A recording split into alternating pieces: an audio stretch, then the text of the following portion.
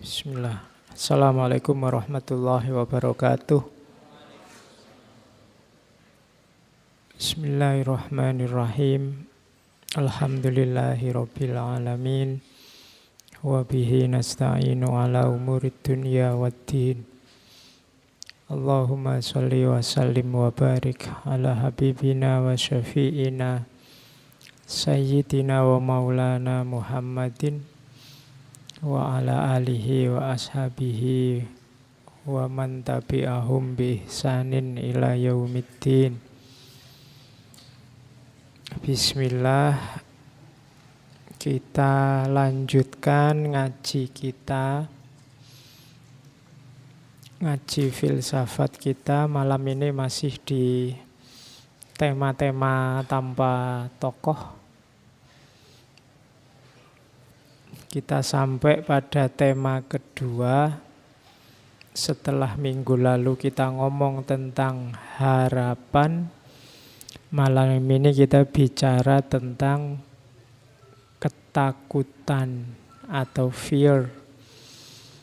Kalau pakai terminologi tasawuf, minggu lalu kita ngomong roja, malam ini kita ngomong tentang khauf. Ini memang dua hal yang sama-sama harus kita miliki.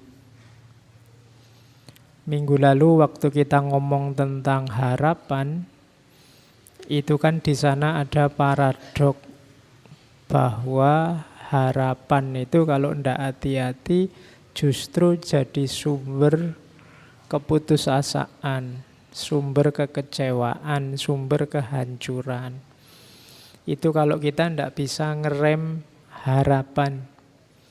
Remnya apa? Fear, ketakutan, khauf. Kalau motor atau mobil, harapan itu ngegasnya, fear itu ngeremnya. Hidup itu harus jelas kapan ngegas, kapan ngerem. Ngegas terus, kamu bahaya. Ngerem terus, kapan jalannya. Kamu harus tahu waktunya ngerem, waktunya ngegas, waktunya diam, waktunya ngomong, waktunya jalan, waktunya istirahat dulu. Itulah nanti yang dalam filsafat disebut kebijaksanaan. Jadi orang bijaksana itu orang yang tahu kapan dia harus maju, kapan dia harus mundur. Kapan harus ke depan, kapan harus di belakang saja. Nah, itu namanya bijaksana. Hari ini sering ada konflik karena banyak orang yang tidak tahu kapan dia harus ngerem. Ngomong terus, komentar terus. Mbok ya sekali-sekali ngerem. Istirahat sehari, 2 hari, seminggu kan juga tidak apa-apa. Dunia juga tidak hancur kalau kita tidak komen.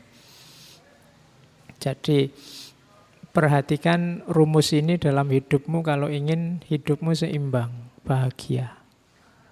Minggu lalu kita sudah belajar sisi yang satu, sekarang kita belajar sisi yang satunya. Ada yang menganalogikan khauf dan roja itu, fear, ketakutan dan harapan itu seperti sayap burung. Ada yang sebelah, harus ada yang sebelahnya. Kalau dua-duanya ada dan fungsional, maka kamu bisa terbang. Kalau hanya satu tidak bisa. Harapan saja kamu tidak bisa terbang. Fear saja juga, ketakutan terus ya apalagi kamu tidak bisa kemana-mana. Maka dua hal itu harus seimbang. Oke, kita mulai ya ngaji kita karena tidak ada tokohnya di situ, nggak ada fotonya, cuma tulisan tok. Ya nanti di dalam sebenarnya ya saya ngambilnya dari tokoh-tokoh. Oke, langsung saja karena waktunya sudah agak telat. Ini mirip minggu lalu. Ya karena memang ini cuma kita pindah ke sayap sebelah saja. Ketakutan itu maksudnya ihwal rasa takut ya, bukan bahasa Jawa keweden. Jadi ketakutan itu rasa kamu tidak nyaman, kamu membayangkan nanti akan ada hasil yang jelek di depan. Kebalikannya harapan. Kalau harapan kamu membayangkan ada yang baik di depan.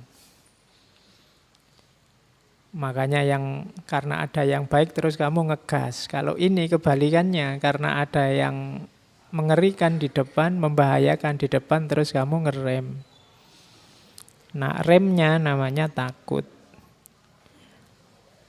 Dan sama kayak harapan, ketakutan itu part of life, part of human experience, manusiawi. Sangat wajar orang itu takut. Justru kalau ada orang bilang, saya tidak punya takut terhadap apapun, tidak manusiawi. Ya tetap adalah yang kamu takuti. Ya paling tidak, kamu yang bilang saya tidak takut sama apapun, ya kamu takut dianggap tidak takut. Jadi, tidak ada orang yang tidak takut apa-apa. Dan tidak perlu kamu galau kalau kamu punya ketakutan. Kamu akui atau tidak, kan kamu kadang gelisah, kadang sumpek, kadang merasa galau, kadang. Itu kan sebenarnya kenapa semua itu muncul, kamu ada ketakutan-ketakutan. Ya kan, takut besok jadi apa, takut kejelekanmu yang lama terulang lagi atau ketahuan orang, takut, selalu ada ketakutan-ketakutan. Di balik semua masalah, di balik semua kekacauan hari ini di level sosial, politik, budaya, di situ ada ketakutan-ketakutan yang tersembunyi. Mungkin orang takut jagonya kalah, mungkin orang takut nama baiknya hancur, mungkin orang takut organisasinya runtuh, mungkin orang takut, terus orang bereaksi. Jadi tidak apa-apa, takut itu manusiawi. Oke, tadi berangkat ke sini hujan-hujan kan kamu terus mikir ini hujan apa enggak ya, berangkat apa enggak ya. Kenapa kok kamu enggak berani hujan-hujan? Alah hujan cuma air kok. Lu enggak masalah airnya. Ada setelah itu yang ditakuti, setelah kena air itu loh. Mungkin pileknya, mungkin gregesnya, mungkin. Jadi itu jan-jane ya ketakutan. Oke, kamu yang duduk di depan apa duduk di belakang apa yang nyari sendenan itu kan kalau diuber-uber itu ya ono ketakutan-ketakutannya. Kenapa kok di depan? Biar kedengaran, biar deket sama saya, biar kelihatan. Karena kamu takut kalau nggak dengar nggak kelihatan. Kenapa kok nyari sendenan? Kamu takut ngantuk terus ra ono sendenane. Kenapa kok? Jadi di balik itu pasti ada rumus-rumus ketakutan. Dan di balik ketakutan itu ada harapan. Kenapa kamu duduk depan? Biar bisa lihat. Karena kamu takut tidak bisa melihat. Itu selalu ada ini, rumus ini. Makanya saya bilang ini kayak dua sayap dari seekor burung. Dan dua-duanya manusiawi. Terus takut itu connected to threat, ancaman. Biasanya ada yang menggelisahkanmu, ada sesuatu yang mengancam di depan. Kamu tadi tidak berangkat karena khawatir pilek, khawatir flu, itu kan ancaman. Makanya yang bawa motor kan kemungkinan besar di joknya ada jas hujannya. Alasannya apa? Takut mesti. Jadi kalau ada yang bilang kok saya tidak takut apa-apa kok bawa motor membawa jas hujan, sebenarnya yo itu yang dia takuti, kehujanan. Jadi connected to threat. Ada yang mengancam dan future thing di masa depan. Terus survival. Kenapa sih orang takut itu? Jangan salah, takut itu bermanfaat. Dalam rangka apa? Biar kamu selamat. Makanya ada istilah defense mechanism. Nanti yang punya teori ini Freud. Mekanisme mempertahankan diri. Jadi takut itu instinktif. Orang nyari selamat. Asal dia waras, pasti yang dikejar selamat. Bukan tidak selamat. Demi selamat ini orang rela untuk takut. Jadi rumusnya itu. Dan eksistensial. Di antara caramu berekspresi jadi manusia, eksis jadi manusia itu antara lain lewat takut. Oke, selama ini kan banyak yang bilang, alah takut itu ndak laki-laki, takut itu ndak jantan misalnya. Lah ndak. Takut ndak ada hubungannya sama jantan, ndak jantan. Ini manusiawi, eksistensial. Cuma harus dikontrol. Sama kayak harapan tadi. Kalau hidupmu takut terus, yo kamu ndak ngapa-ngapain, nanti ngerem terus kamu. Di kamar terus. Kenapa kok ndak keluar? Takut kena virus, Pak. Nanti flu. Kenapa kok ndak jalan-jalan? Takut, Pak, nanti kecelakaan. Kenapa kok ndak? Yo ndak ngapa-ngapain, akhirnya kamu serba takut terus.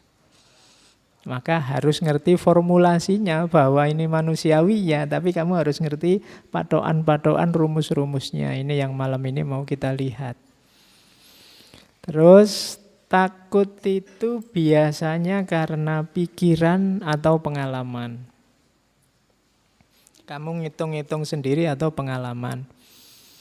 Kenapa kok enggak jalan-jalan? Takut kecelakaan, Pak. Emangnya pernah? Enggak pernah. Tapi dari lihat pengalaman orang lain, terus menurut pertimbangan saya enggak jalan-jalan. Nah, itu kan karena pengalaman atau pikiran. Terus selanjutnya objeknya rasa takut itu incomplete knowledge sama imagination. Itu biasanya apa sih yang kadang-kadang menyebabkan rasa takut itu? Pengetahuannya kurang lengkap. Kadang-kadang tentang sesuatu kamu ngertinya setengah. Kayak tadi loh, kalau kamu jalan-jalan keluar kamu nanti akan kecelakaan loh. Itu kan iya, kemungkinan itu ada, tapi kemungkinan yang lain kan juga ada. Kamu bisa seneng-seneng. Kamu bisa ngatur agar yo jalan-jalan tapi selamat. Perkara ndak selamat itu kan urusan yang berbeda. Nah, ini incomplete knowledge, pengetahuannya kurang lengkap. Misalnya tiba-tiba kok dari belakang kayak ada yang niup-niup ya kan, terus waduh merinding, Pak. Itu kan kamu, kenapa kok kamu menafsirkan begitu? Ngertimu itu selama ini tafsirnya. Pengetahuanmu kurang lengkap. Pengetahuanmu setengah-setengah. Ndak tahu sekalian malah ndak apa-apa. Karena setengah, sehingga kamu salah tafsir terus jadi takut. Anak kecil itu yang ndak ngerti apa-apa, kadang berani kan. Misalnya ada, takut lo ini nanti jatuh, takut lo ini nanti. Anak kecil ya pikirannya urung nyampe, ya berani aja ngalah-ngalahi yang dewasa. Yang dewasa pikirannya setengah. Ya kan? Jadi itu yang bikin takut. Kalau tiba-tiba saya di sini bisa terbang, itu kalau ada anak balita misalnya umur-umur 2 tahun, itu kan dia tidak kaget dan tidak takut. Malah heran, wah enak ya bisa terbang kan gitu. Yang ketakutan kan kalian. Kok bisa ya terbang? Kenapa? Ilmumu masih belum nyampe. Lihat orang bisa terbang. Jadi incomplete knowledge. Misalnya kamu nginep malam-malam di rumah sepi, tidak ada siapa-siapa. Dan menurutmu ya rumah aman-aman saja. Itu kan kamu nginepnya santai. Tapi begitu ada yang bilang, di rumah itu dulu ada orang matinya loh. Begitu kamu ngerti kan terus jadi takut. Imajinasimu main sekarang. Itu kan incomplete knowledge sama imagination. Karena ngerti maka sekarang kamu takut. Kemarin enggak ngerti apa-apa, aman. Kenapa kamu nggak lulus kuliah kok takut? Karena ngertimu masa depanmu tergantung perkuliahan, ijazah dan gelarmu. Diluaskan lagi wawasanmu, mungkin kamu tidak setakut itu. Apa iya masa depanmu hanya tergantung ijazah dan gelar? Jadi Objeknya ketakutan itu incomplete knowledge, pengetahuan yang setengah-setengah atau imajinasi. Terus orang takut itu biasanya flight or fight. Yang dia lakukan dua, lari atau tarung. Biasanya yang lari itu yang terus, masa gitu aja lari. Yang dihormati yang berani fight. Tapi yo lihat situasinya dulu. Tidak selalu yang lari itu jelek. Itu loh. Kalau kamu lagi jalan-jalan di rel kereta, ono kereta ya kan harus takut itu. Dan wajib lari, tidak usah dimarahi. Wah pengecut kamu gitu aja lari. Lah ya musuh sepur ya. Jadi ya yang rasional, flight or fight. Ya tidak semuanya harus dilawan. Kalau memang tidak tanding ya fight itu namanya konyol. Harus ngerti kapan lari, kapan tarung. Gitu loh. Jadi responnya dua. Kalau tidak lari ya dilawan ketakutan itu. Terus ya namanya orang takut, dia pasti believe whatever happen will be bad. Percaya bahwa kalau ini saya tabrak hasilnya jelek. Itu makanya kamu takut. Kemudian berubah ya karena semakin dewasa kan objek-objek ketakutannya berubah. Dulu kamu takut apa, sekarang takut apa. Dan yang terakhir takut itu gift, sama kayak harapan kemarin. Bersyukurlah Allah masih memberimu rasa takut. Ndak sembarangan orang, banyak loh orang yang kan di Jawa itu ada istilah gak duwe wedi. Jadi tidak punya rasa takut, itu juga bahaya. Harus punya rem. Lari terus, yo kamu kehabisan tenaga nanti. Atau tabrakan. Bersyukurlah kamu masih oleh Allah dikasih rem, masih punya rasa takut. Oke, itu gambarannya. Seperti itulah yang dimaksud dengan takut. Manifestasinya, ya ada yang kelihatan, ada yang enggak. Cuma dalam dirimu yang merasa takut itu biasanya muncul hal-hal itu. Yang pertama tension. Tension itu tegang. Kalau kamu takut kan terus tegang. Kadang-kadang deg-degan. Yang tadi nginep malam-malam di rumah yang sepi sendiri itu kan nggak ada apa-apa, ada angin aja kamu langsung deg-degan. Nonton film horor aja kamu bolak-balik tegang, teriak-teriak, itu kan deg-degan. Padahal kamu tahu itu cuma film. Iya. Nonton film horor direwangi merem segala. Takut melihat hantunya. Loh ya jangan nonton film horor. Masa takut lihat hantu kok nonton film horor. Orang takut itu tension. Jadi mengalami ketegangan dalam dirinya. Biasanya berkeringat dingin, jantungnya berdebar-debar, itu tension. Kemudian yang kedua ragu-ragu, doubt. Ini maju apa mundur, dilanjutkan apa berhenti saja, itu kan ragu-ragu. Itu biasanya orang yang ada yang dikhawatirkan. Enaknya saya ngapain ya, kok ragu-ragu ya mau ke situ. Keraguanmu itu menunjukkan ada yang kamu takuti. Mau saya tembak apa tidak ini, kok nek tak tembak, pasti kamu takut. Kenapa kamu ragu-ragu? Takut ditolak. Atau takut dimarahi, takut dianggap tidak tahu diri. Itu kan ada keraguan menunjukkan sebenarnya kamu sedang takut. Kalau itu pasti anxiety and worry. Cemas dan worry ya takut. Worry itu takut atas dasar kognisi. Jadi takut yang ada rasionya, ada alasannya, itu worry. Kalau anxiety itu kebalikannya. Cemas yang cemas saja, kadang-kadang tidak rasional. Itu anxiety. Makanya ada penyakit namanya anxiety disorder. Anxiety disorder itu gangguan kecemasan. Misalnya kalian tiap hari dengar orang kena stroke, dengar orang sakit jantung misalnya. Tiba-tiba kamu pusing terus, waduh jangan-jangan stroke ini. Wah jangan-jangan, itu anxiety disorder. Waduh ini jantung ini deg-deg. Akhirnya kamu ke UGD, dokternya bingung kok ke UGD enggak apa-apa mas. Cukup dengan Paramek beres sampean. Misalnya. Justru nanti penyakitnya jadinya ya anxiety disorder itu. Kamu harus ke psikiater kalau gitu terus-terusan. Cemas terus. Gitu loh. Kamu gatel aja, wah jangan-jangan kanker kulit ini. Wah, apa wae kamu lebih-lebihkan. Itu gejala kecemasan. Oke, kalau kamu ngalami kayak gini harus ke psikiater. Itu harus disembuhkan. Yang kena bagian tertentu dari otakmu. Jadi opo-opo digeneralisir, didramatisir seolah-olah kamu parah.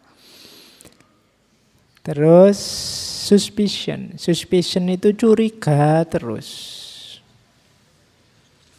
Jadi kalau ada orang kok nuduh terus curiga terus jangan-jangan itu biasanya ada yang dia takuti.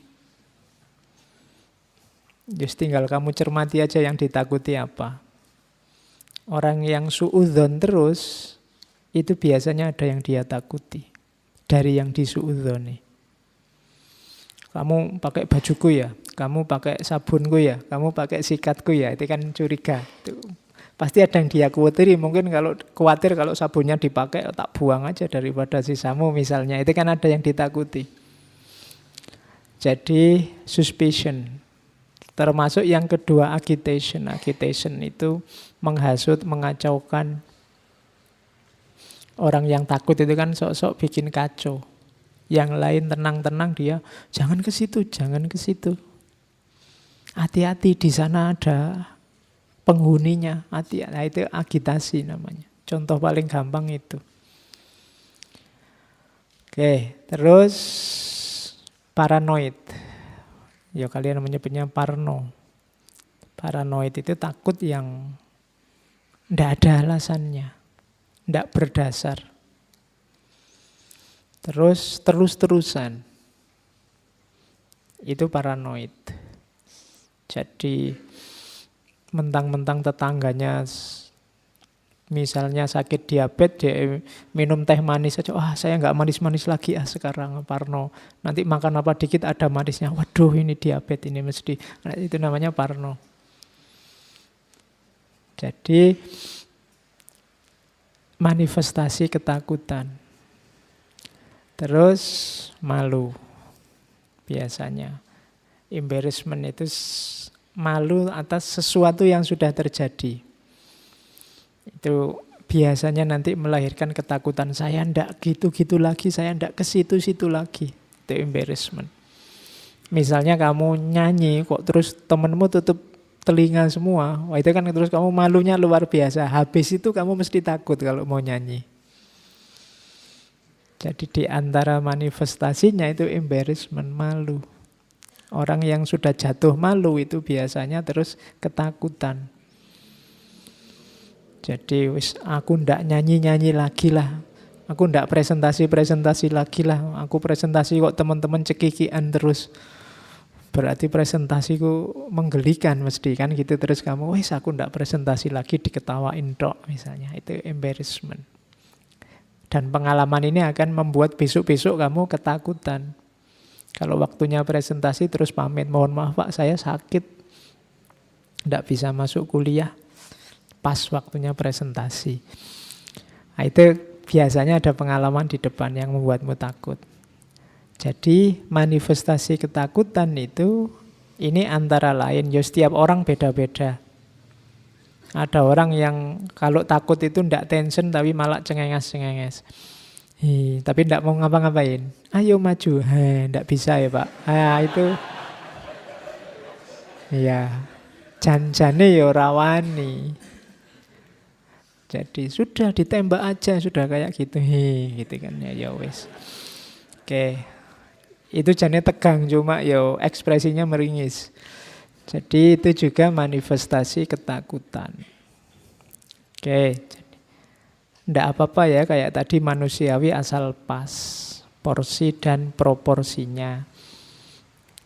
Tidak berlebihan. Kalau ini objeknya, basic human fears. Yang ditakuti orang itu secara umum ini. Yang pertama takut gagal. Tidak ada orang yang bilang, saya ingin gagal saja Pak. Tidak ada. Semua orang ingin sukses.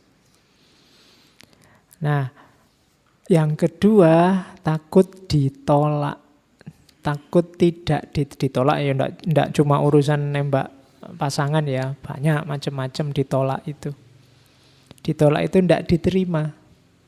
Yang kamu persembahkan tidak menyenangkan orang sehingga mereka tidak nerima. Itu juga ditakuti orang. Kenapa tadi kamu nggak mau nyanyi lagi? Kamu takut ditolak lagi. Wong tadi saya nyanyi semuanya nutup telinga.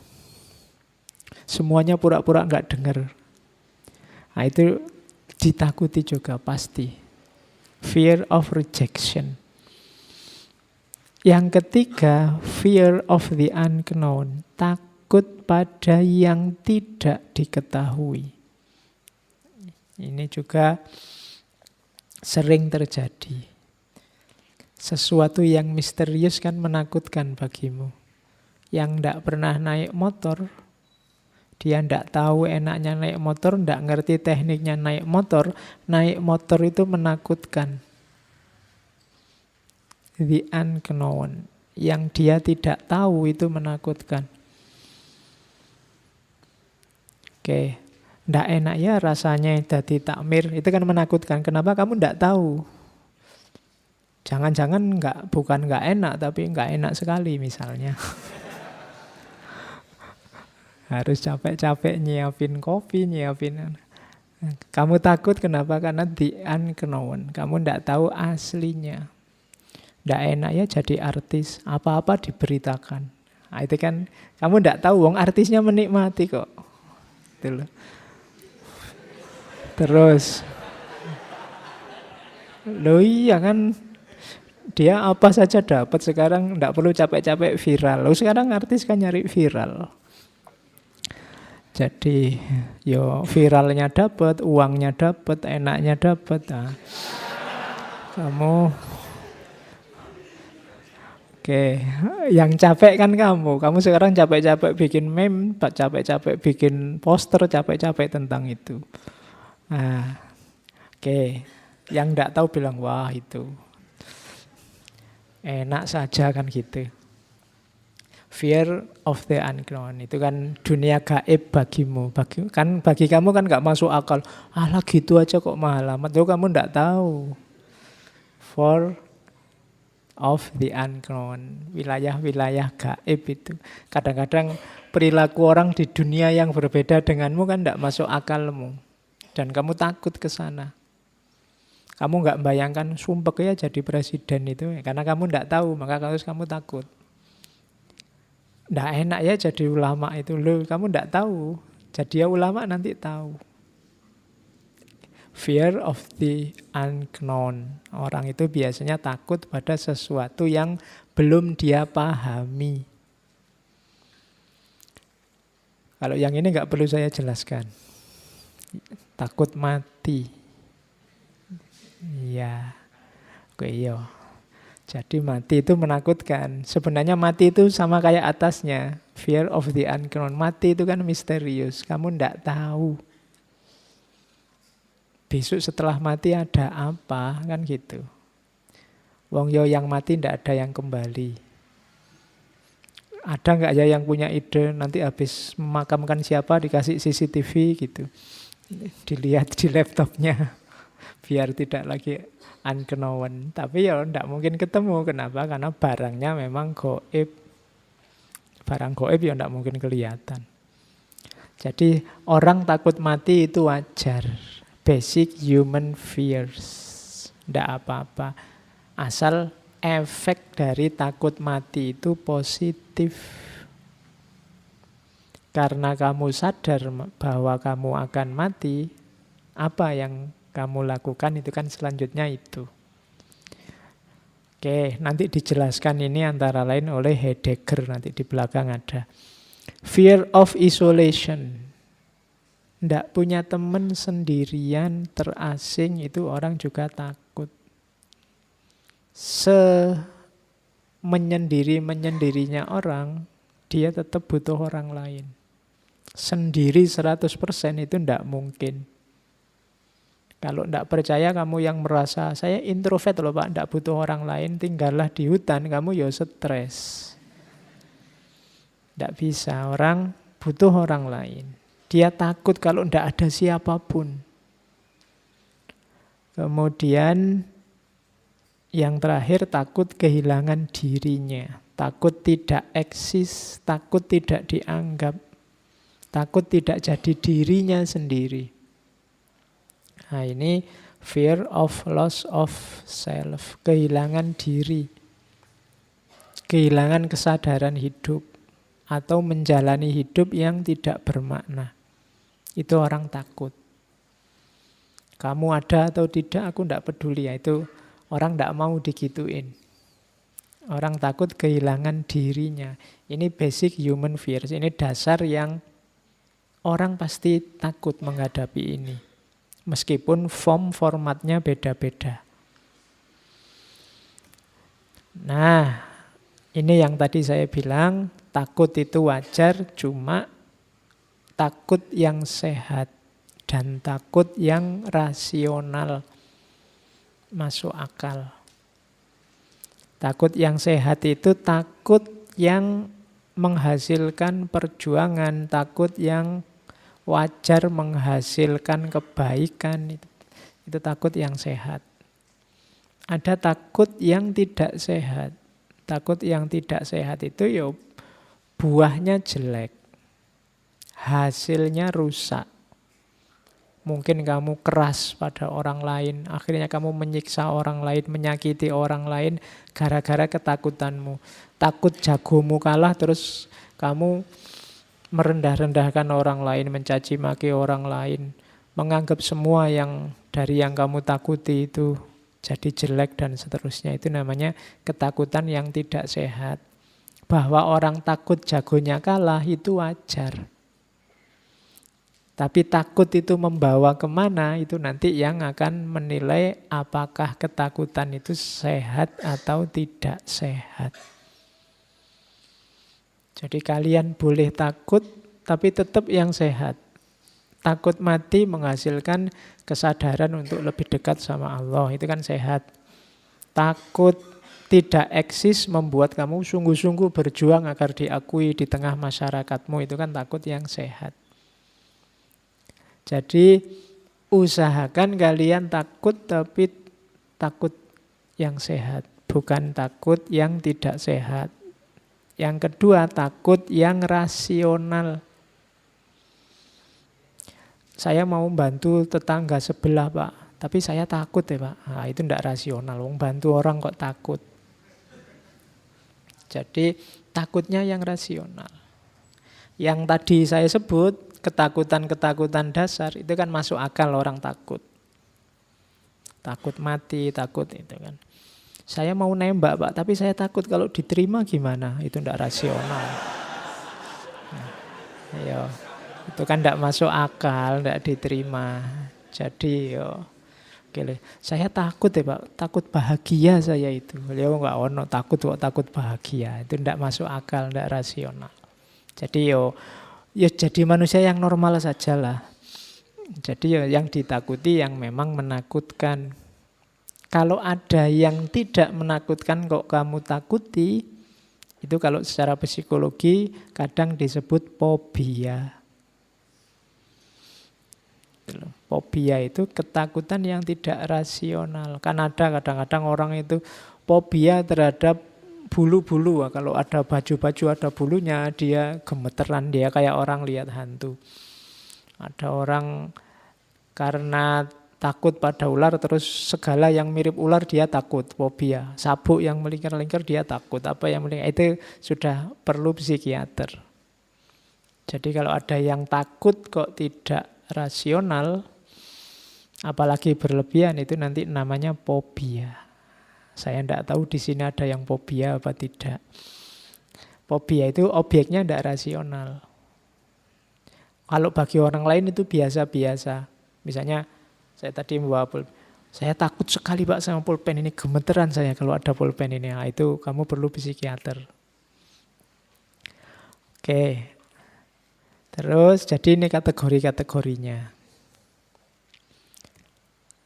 Nah, takut itu nanti ada teori, seperti saya bilang tadi, sebenarnya ketakutan itu kuncinya ada pada pikiran. Akarnya rasa takut itu ada dalam pikiran kita.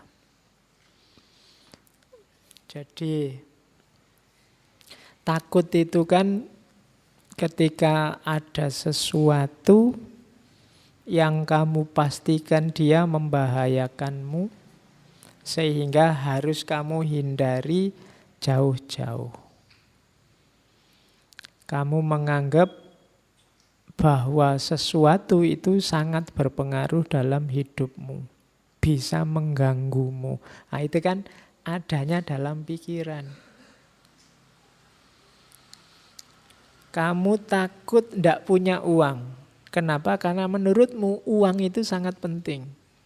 Kamu takut tidak punya pekerjaan. Karena menurutmu pekerjaan itu mutlak. Karir yang sesuai yang kamu inginkan itu harus. Kamu takut apalagi macam-macam. Mungkin termasuk pasangan. Itu kan adanya di pikiran. Jadi sumber ketakutan itu adanya di pikiran. Padahal kalau versi Buddhisme, segala sesuatu itu sebenarnya hakikatnya netral. Kalau pakai bahasa Buddhisme dia kosong. Penting tidaknya, maknanya baik atau buruk, itu pikiran kita yang mengolah. Ngaji ini penting atau tidak, itu tidak ada di ngaji ini sendiri, tapi dalam gagasan kita, pikiran kita tentang ngaji ini. Jadi kamu ganteng apa tidak, itu kan mungkin tidak terletak di wajahmu, tapi terletak di pikiranmu. Mungkin konsepnya orang tentang ganteng dan tidak itu seperti apa. Jadi kalau ada orang bilang, kok kamu nggak terlalu cakep, jelek gitu, konsepnya aja diganti. Iya kan? Mungkin selama ini yang disebut ganteng itu yang hidungnya mancung, kulitnya putih, wajahnya agak kebulean gimana, itu ya tinggi, besar. Itu kan konsep yang ada di kepalamu. Kalau ingin bahwa ganteng itu kamu, gantian konsepnya. Itu kan konsepnya Bapak. Kalau menurut saya ganteng itu yang kecil, pesek, kemudian rambutnya keriting, ya kan adanya di pikiran. Cantik juga begitu. Menyenangkan atau tidak juga begitu, bahkan penting atau tidak juga begitu. Kuncinya di pikiran. Termasuk ketakutan. Gitu loh. Hujan itu cuma air. Dia jadi membahayakan atau tidak, itu ya konstruksi berpikirmu yang menanggapi hujan. Tsunami ya tsunami aja, dia peristiwa alam. Kamu tanggapi dia jadi azab, apa dia itu adalah ujian, apa dia itu. Loh itu kan pikiranmu yang menanggapi, yang membaca, yang membunyikan. Jadi hidupmu itu maknanya ada di pikiranmu. Harapan-harapanmu dan ketakutan-ketakutanmu adanya di pikiranmu. Maka berpikirlah yang sehat. Kuncinya hidupmu itu ada di pikiran. Hidup bahagia itu Pak, uang banyak, istri cantik, rumah besar. Nah, itu kan versi yang ada di kepalamu sekarang. Ada loh justru orang yang merumuskan hidup bahagia itu tidak punya apa-apa, tidak terikat apa-apa, tidak tergantung apapun, hidup bebas. Loh, ada yang begitu. Dari mana itu muncul? Di pikirannya. Jadi termasuk rasa takut itu kuncinya ada di berpikir. Kalau kamu berpikirnya salah, ya lahirlah ketakutan-ketakutan yang tidak rasional tadi. Jadi maka aturlah cara berpikirmu. Tanggapi segalanya secara sehat. Awas keliru. Gitu loh. Jadi teori pertama itu, rasa takut itu hubungannya dengan pikiran. Tak kasih contoh ya. Ada kisah terkenal sekali kalau di barat, namanya kisah katak kecil. Little Frog. Ini biasanya diceritakan ke anak-anak TK. Kalian tak anggap TK dulu sementara. Jadi satu ketika ada rombongan katak kecil. Hari ini kan populer sekali cebong itu ya. Cuma tadi mau tak tulis kisah cebong itu nanti tersinggung kalian. Oke, yo ini kakaknya cebong lah, Percil. Ya. Jadi nanti kalau ada yang ngomong kalian kamu cebong ya, oh enggak, naik kelas sedikit sekarang jadi Percil. Ini kisah Percil, kisah katak kecil. Jadi satu ketika ada Percil, sekelompok Percil yang melakukan lomba naik gedung. Terus karena ini unik, ada Percil yang naik gedung, terus penontonnya banyak, ingin ngerti nanti juaranya siapa. Nah, waktu hari H yang nonton banyak, supporternya banyak, teriak-teriak. Terus dimulailah lomba itu. Tapi penonton ini begitu lihat gedungnya, wah gedungnya setinggi itu, Percilnya kecil-kecil apa ya bisa nyampe puncak. Maka penontonnya ya komentarnya macam-macam, komentatornya banyak, wah ndak mungkin itu bisa, ndak kuat gak, wong Percilnya kecil-kecil gitu apa ya bisa. Pokoknya teriakan-teriakan itu banyak. Ndak mungkin sampai puncak, ndak akan ada yang bisa mencapai puncak. Sekuat apapun kata-kata itu ndak akan bisa mereka sampai ke puncak. Sulit lah, mustahil lah, ndak mungkin lah, teriak-teriak gitu. Percilnya yang naik ya bener. Akhirnya ada yang jatuh satu demi satu, ndak kuat. Satu demi satu, ndak kuat. Hanya ada satu Percil yang orang teriak apa saja nggak peduli, dia naik terus, pelan-pelan naik. Dan dialah yang juara akhirnya, Percil ini. Setelah si Percil ini juara, wartawan datang ngerubung. Iya. Ngerubung Percil ini, maunya diwawancara, gimana kok bisa menang, kiatnya apa, anunya apa. Tapi diwawancara Percilnya diam aja, cuma tolah-toleh aja. Akhirnya diketahui ternyata Percilnya ini tuli. Jadi dia ndak dengar, jadi waktu orang teriak-teriak ndak mungkin, ndak bisa, sekuat apapun ndak akan mampu dan seterusnya, dia ndak dengar, pokoknya dia jalan aja. Akhirnya nyampe puncak. Bandingkan dengan tadi Percil yang pikirannya terganggu oleh banyak suara dari luar. Nah, ambil pelajaran sendiri dari cerita ini bagaimana pikiranmu menentukan langkahmu. Pikiran-pikiran yang terganggu oleh macam-macam tadi ya masuk, merasuk. Kalau isinya rusak-rusak dan jelek-jelek ya efeknya dalam dirimu juga jelek. Maka pinter-pinterlah apa yang harus kamu masukkan, apa yang jangan masuk dalam dirimu, karena menentukan isi pikiranmu. Ketika orang banyak ngomong mustahil, ndak mungkin, wah sekuat apapun kamu ndak akan nyampe. Itu kan pelan-pelan muncul keraguan, kayak tadi cirinya orang takut. Apa ya aku bisa, kok orang-orang bilangnya begitu, apa ya aku mampu. Akhirnya yang juara yang ndak dengar apa-apa. Nah, hari ini kan kamu dengar macam-macam, baca macam-macam, banyak. Pikiranmu mesti kacau. Kamu tidak tahu mana yang baik, mana yang buruk, mana yang asli, mana yang palsu hari ini. Kenapa? Terlalu banyak yang masuk. Latihanlah jadi tuli. Sedikit-sedikit. Oke, jadi ini untuk ilustrasi bagaimana kuncinya sebenarnya ada dalam pikiran, harapan-harapanmu, ketakutan-ketakutanmu. Terus, makanya menyikapi ketakutan antara lain bisa kalian lakukan ini. Yang pertama,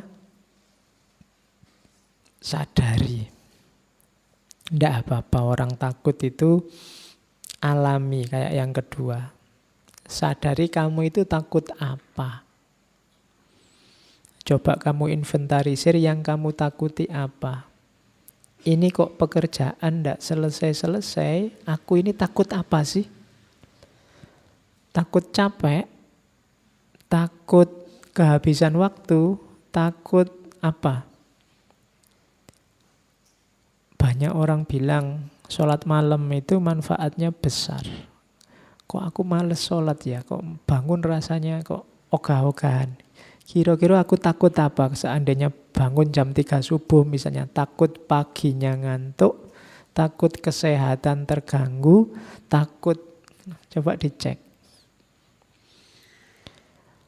Sebenarnya teman-teman bisa lulus cepat. Aku juga harusnya bisa lulus cepat. Kok aku males-malesan tidak lulus-lulus? Yang tak takuti itu apa?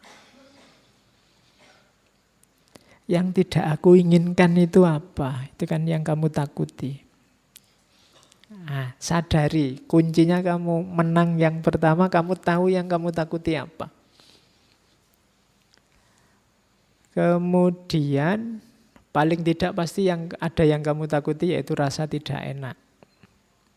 Kenapa kok tidak tekun baca buku? Mungkin karena baca buku itu tidak enak.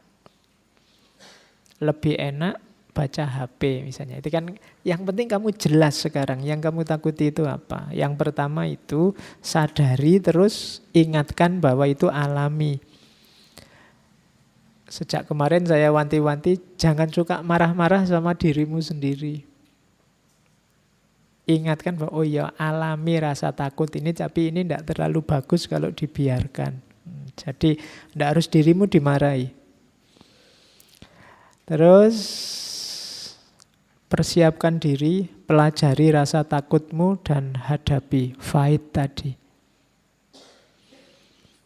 Bertarunglah. Kalau memang tadi misalnya ya kamu malas bangun malam karena takut paginya ngantuk. Sekarang dihadapi, disiapkan, dipelajari. Oh biar paginya tidak ngantuk tapi tetap bangun malam apa?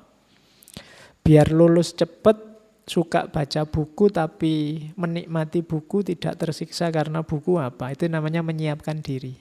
Melawan ketakutanmu tadi. Ya mungkin baca bukunya sambil disandingi kopi. Kalau masih kurang ya ditambah gorengan, masih kurang tambah Indomie, masih kurang lagi tambah apa. Itu jadi nanti. Bacanya enak karena sandingannya oke. Oke. Kok setiap kali baca ngantuk, Pak? Oh ya kalau gitu ya tidur dulu baru baca. Ya setiap baca ngantuk lagi, Pak. Ya tidur terus. Lah ya gimana lagi, Wong? Bisamu itu. Jadi hadapi. Oke. Ya kalau sudah dihadapi pasti kamu menang dan diingat-ingat jangan lakukan segala hal yang tidak alami. Tipuan-tipuan, manipulasi-manipulasi itu tidak alami. Kalau tidak alami biasanya nambah masalah. Misalnya tadi kamu tidak lulus-lulus Pak, ujian bolak-balik ikut ujian juga tidak lulus. Biar besok lulus aku tak nyontek, itu tidak alami, manipulasi. Bisa nambah masalah baru. Nembak kok ditolak, saya takut ditolak lagi Pak. Enaknya ya, poneng dukun apa ya misalnya. Itu hati-hati bisa nambah masalah lagi. Yang tidak seharusnya.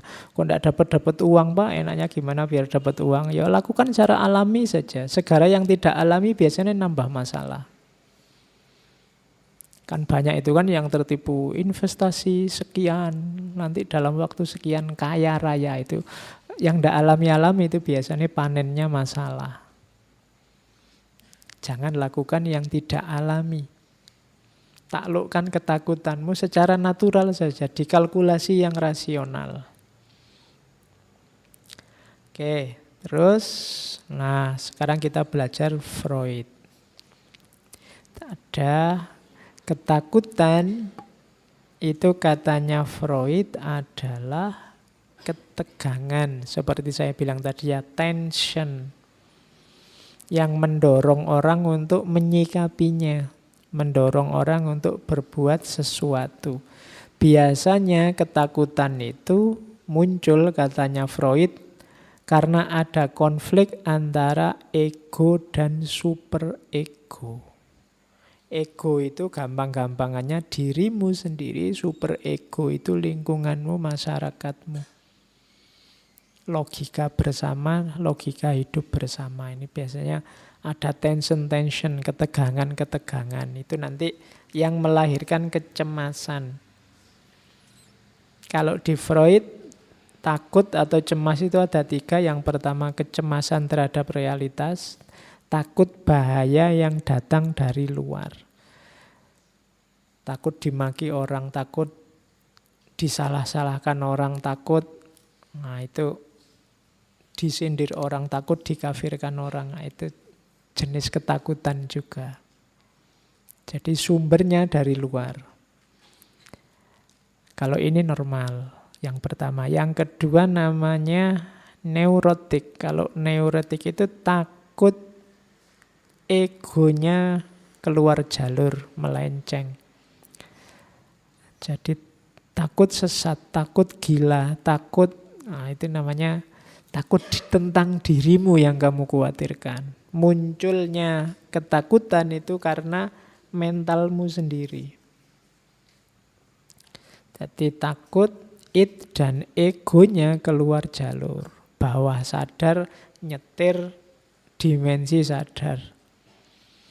Terus keluarnya jelek-jelek. Itu kalau orang disetir oleh bawah sadar, nah, nanti namanya neurotik. Neurosis, kamu tidak sadar sebenarnya yang kamu lakukan itu melenceng. Orang yang takut ini namanya kecemasan neurotik. Ada yang ketiga kecemasan moral.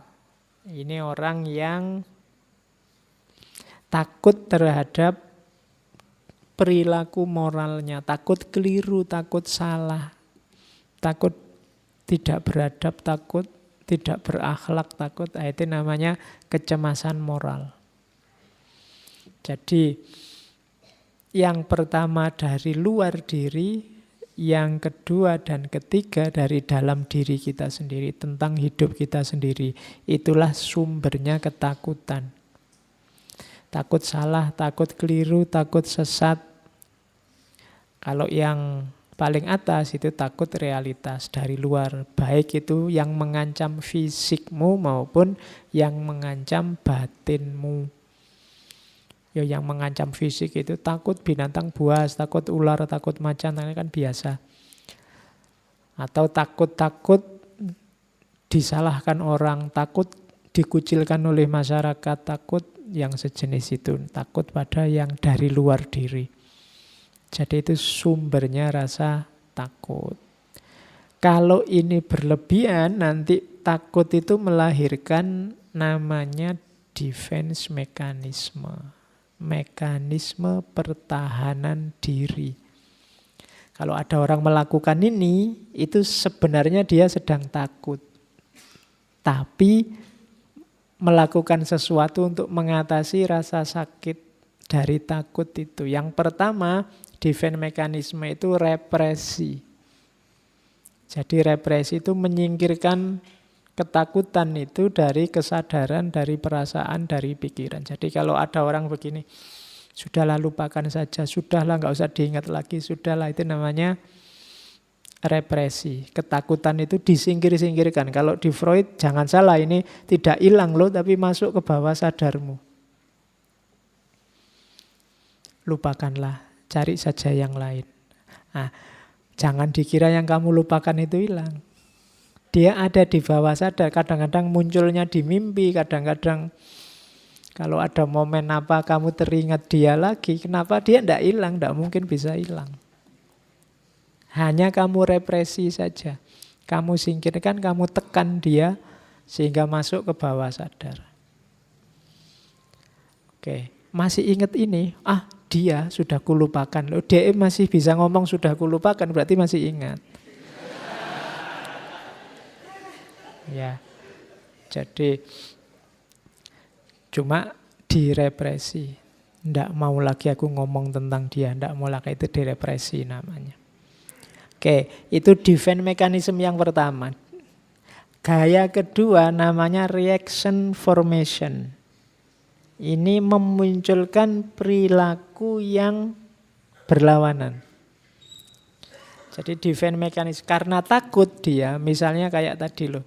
Takut ketahuan kalau jatuh cinta, terus gayanya kayak ndak suka, gayanya kayak cuek. Kalau ketemu kayak gini gayanya nggak peduli, tapi nanti diam-diam buka stalking Facebooknya, stalking itunya. Nah, itu reaction formation, menampilkan yang berbeda. Suka enggak? Enggak, ngapain suka yang kayak gitu. Nah, itu sebenarnya defense mechanism. Dianya takut terluka. Makanya menampilkan hal yang berbeda. Enak enggak makanan di situ? Ah, enggak, biasa saja. Itu kan biasanya ada yang kamu takuti. Mau ngomong enak nanti dibilang geragas atau dibilang apa. Itu defense mechanism juga. Misalnya, kamu rajin ngaji filsafat. Ah, enggak, ya kadang-kadang saja. Padahal kamu tiap Rebu di sini depan sendiri lagi. Kenapa kamu enggak terus terang bilang itu? Ada yang kamu takuti. Nanti khawatir dianggap, wah santri baru nih ya, misalnya gitu. Jadi kamu tampilkan yang berbeda. Itu sebenarnya defense mechanism. Reaction formation namanya. Jadi orang untuk mengatasi rasa takutnya ditampilkan yang berbeda.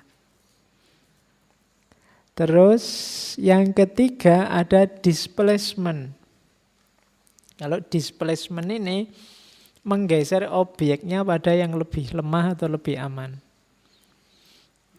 Ya, contohnya itu tadi yang misalnya kamu menembak, wah kalau tak tembak dia bisa diterima atau enggak, takut ditolak aku, mending yang ini aja sih, lebih kualitasnya lebih rendah sedikit tapi mesti diterima mesti. Nah, itu namanya displacement. Jadi karena kamu takut ngambil yang paling tinggi, sudahlah rendah aja. Gitu loh.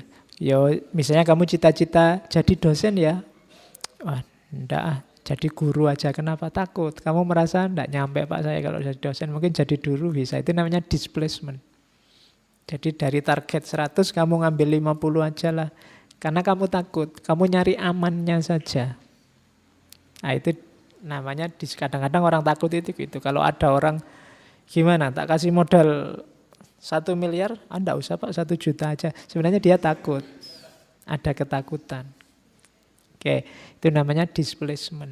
Defense mechanism, dia takut sakit, takut jatuh, takut kalah, takut salah. Yang ketiga ini yang orang sering menyebutnya comfort zone, fiksasi. Milih pada stage yang nyaman saja. Kok kamu jomblo terus? Enggak apa-apa, lebih tentram. Enggak usah mikir macam-macam, itu namanya zona nyaman. Mbok kamu S2, enggak usah lah Pak, cukup ini saja. Wong ya enggak terlalu penting, kadang-kadang itu zona nyaman. Mbok keluar negeri, kamu kan lumayan bisa Inggris dikit-dikit, enggak usah lah Pak, cukup di Indonesia saja. Itu orang milih zona nyaman, takut keluar dari sarangnya. Itu namanya fiksasi. Ini juga defense mechanism. Dia enggak mau jatuh, enggak mau sakit, enggak mau lelah, enggak mau capek. Namanya fiksasi. Ada yang malah ndak fiksasi tapi ke belakang, namanya regresi. Regresi itu malah mundur. Saya kayak kemarin-kemarin aja lah. Jangan yang sekarang terlalu berat. Nah, itu namanya regresi. Pingin mundur. Seperti kemarin saja lah Pak. Seperti biasanya yang dulu saja lah Pak. Itu. Padahal sekarang harusnya sudah lebih dari itu, tapi kamu malah ingin mundur. Itu namanya defense mechanism juga. Kamu takut menerima tantangan. Terus masih ada lagi namanya proyeksi. Proyeksi itu mengatributkan apa yang dirasakan pada orang lain. Di situ tak kasih contoh, misalnya tertarik pada perempuan, jangan-jangan dia yang ngebet, tapi terus biar dia takut dianggap terlalu genit, malah dibalik perempuannya yang dianggap genit. Oh, dasar perempuan penggoda. Padahal dianya sendiri yang tergoda. Biar tidak kelihatan dia yang tergoda, terus dia ngomongnya dasar perempuan penggoda. Itu namanya proyeksi. Gitu loh. Sebenarnya dia takut dianggap anak soleh, anak alim, ikut ngaji di masjid. Sebelum digituin, dia ngomentari temannya dulu. Wah, sekarang kamu anak soleh nih. Karena dia takut dia kena duluan. Nah, itu namanya proyeksi.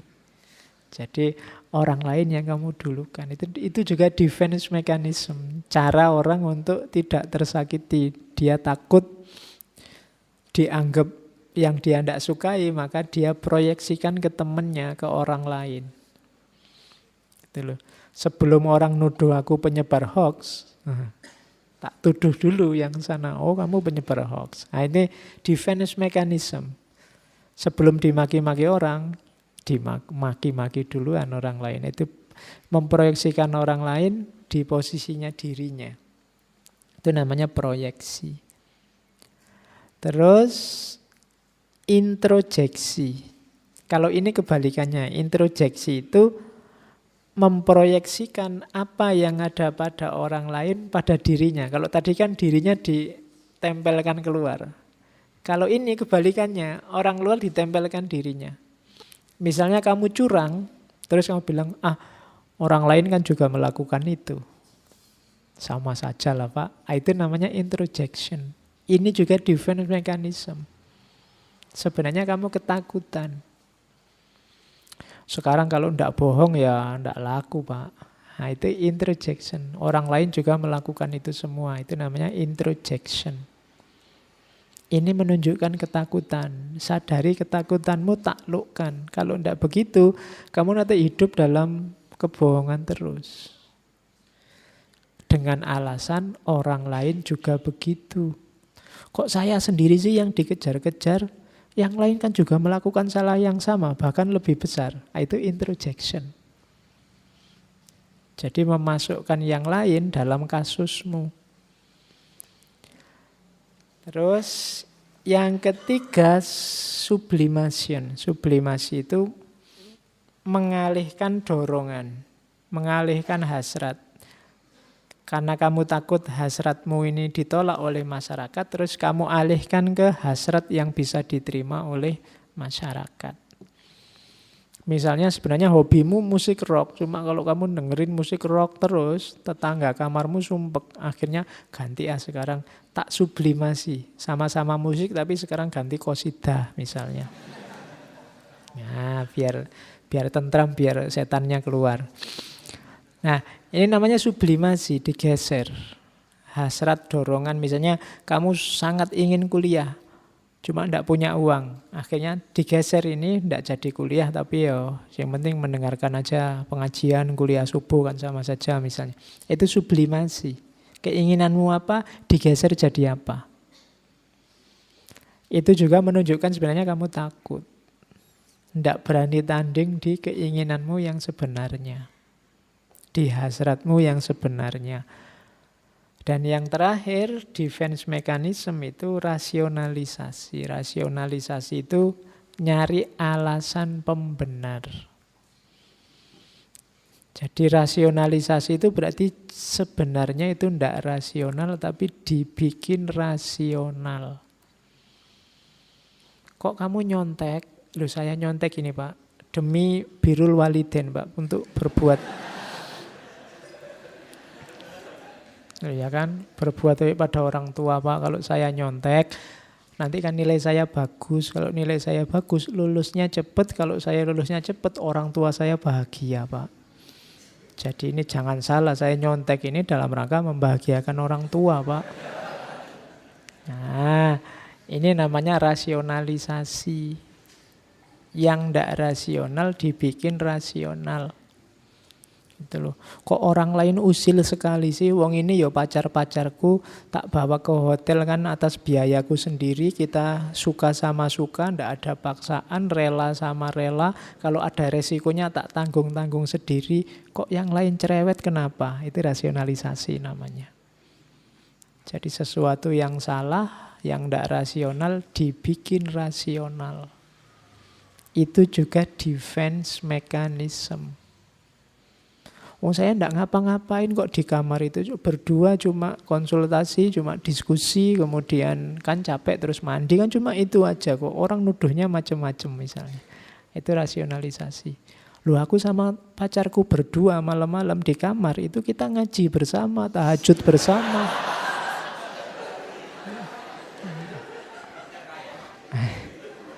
Ayo. Orang aja pikirannya aneh-aneh itu rasionalisasi. Suudzon aja orang-orang itu. Saya itu ya tahajud kok ya anu segala kan misalnya. Ya tahajudnya sujud terus. Oke. Itu namanya defense mechanism. Jadi cara orang untuk mempertahankan dirinya dari bahaya-bahaya apa yang dia takuti. Nanti kalian perhatikan ya, di sekelilingmu nanti ada banyak sekali gaya-gaya ini.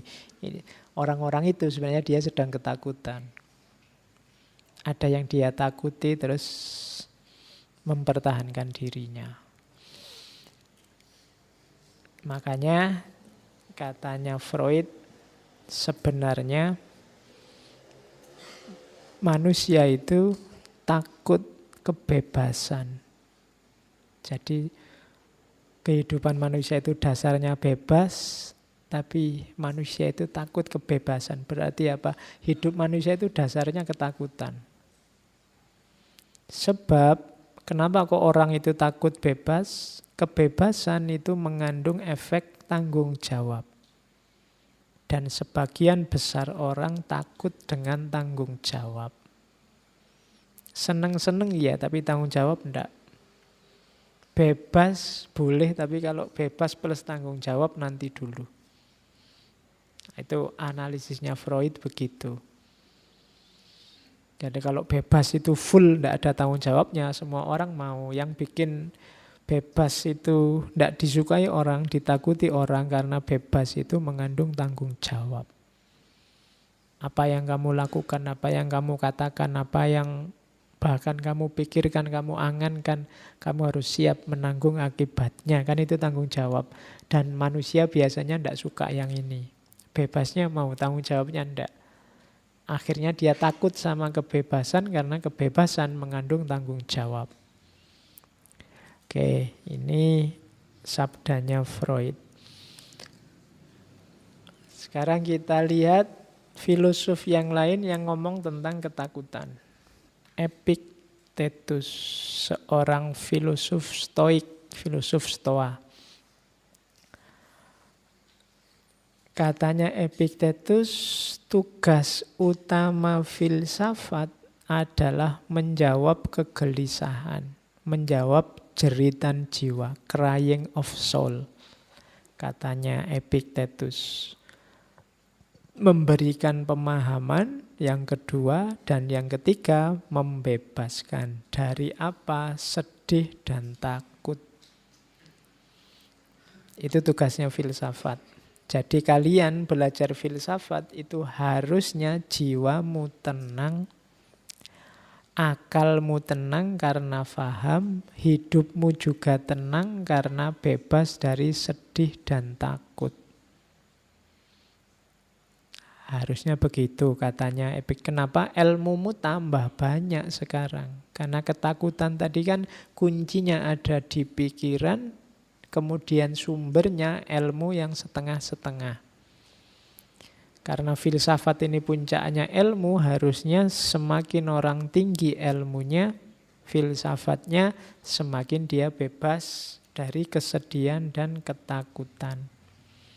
Filsafat juga nanti di penjelasannya Epictetus bisa menunjukkan mana ketakutan-ketakutan yang alamiah dan mana yang ketakutan yang tidak alami.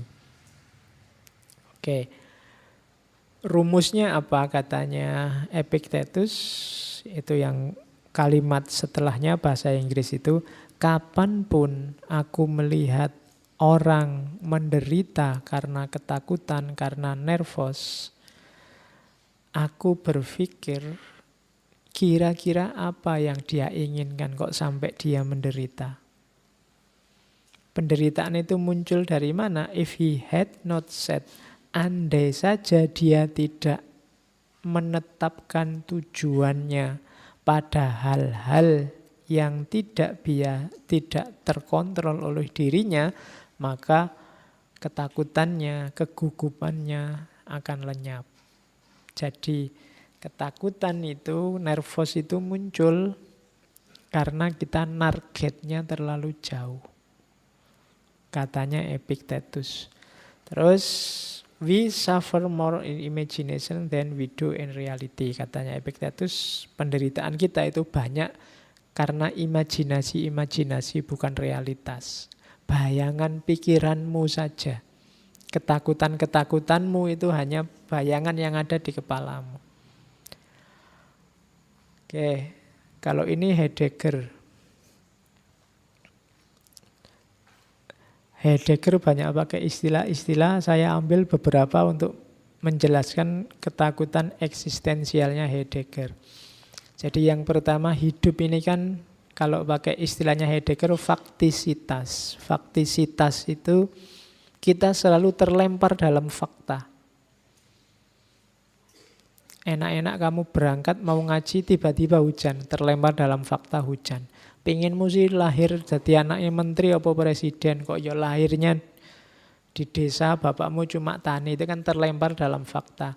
Mau mesti kuliah di universitas elit, universitas negeri yang fakultas-fakultas kedokteran apa-apa, kok ya meleset masuknya UIN fakultas. Nah ya, kita kan kamu terlempar dengan fakta itu. Wah, kok ujuk-ujuk begini, kok ujuk-ujuk begitu hidup ini, gitu loh. Itu namanya faktisitas. Jadi kamu berhadapan dengan realitas yang tidak kamu pilih. Jadi namanya Geworfensein. Keberadaan manusia yang tahu-tahu terlempar.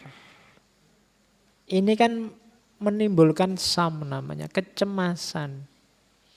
Waduh, nanti aku terlempar apa lagi ya? Yang aku alami ini harus menyikapinya gimana?